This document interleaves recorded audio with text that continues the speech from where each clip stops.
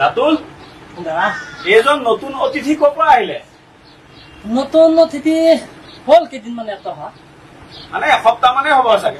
যোৱা শনিবাৰে আহোঁতেতো মই দেখাত পোৱা নাছিলো। গাটো বৰ ঠিক নহয় নেকি? ঠিক নহয়, বেমাৰ, বহুত বেমাৰ বুজিছে। হয় দিয়া ৰাতুল, এনেকুৱা মানুহবিলাকৰ জীৱনবিলাক কিমান যান্ত্ৰণাদায়ক, অসহ্যকৰ চোৱাচোন। আজি যদি সেই মানুহজনৰ এটা সন্তান থাকিলেহেঁতেন, এনেকে বাৰু ষ্টেচনত পৰি থাকিবলৈ দিলেহেঁতেন নে?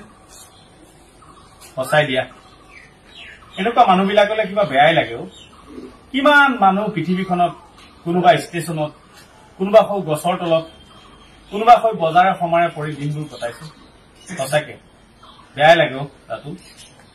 কি কৰিবা, ভগৱানে যাক যেনেকে দিছে তেনেকৈ দিন কটাব লাগিব। নহয় দাদা, কোনো কিছু নথকা নহয়।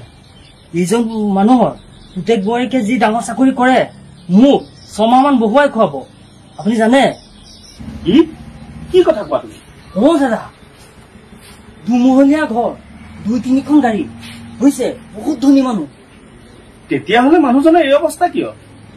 এই অৱস্থা কিয় আপুনি শুনিব বিচাৰিছে? তেন্তে শুনক। মই এদিনাখন বিশেষ এটা কামত তেওঁলোকৰ ঘৰলৈ গৈছিলো। শেষ কৰি পেলাইছে। য'তে খাবলৈ দিওঁ ততে হাগিব, য'তে শুবলৈ দিওঁ ততে মুতিব।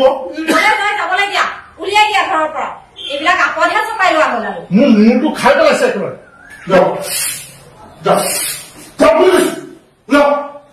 নেলাগে ঘৰত থাকিব, শান্তি নাইকিয়া কৰি দিছে।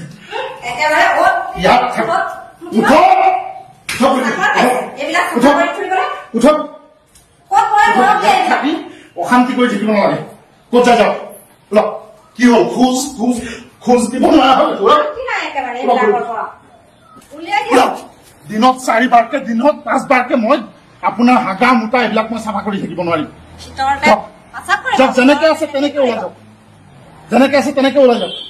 খাবলৈ লাগে, খাবলৈ লাগে, ৰাতিপুৱা লাগে, দুপৰীয়া লাগে, ৰাতি লাগে, খাবলৈ লাগে আৰু হাগিবলৈ লাগে। বিচনাত চাফা কৰিবলৈ কোন আছে?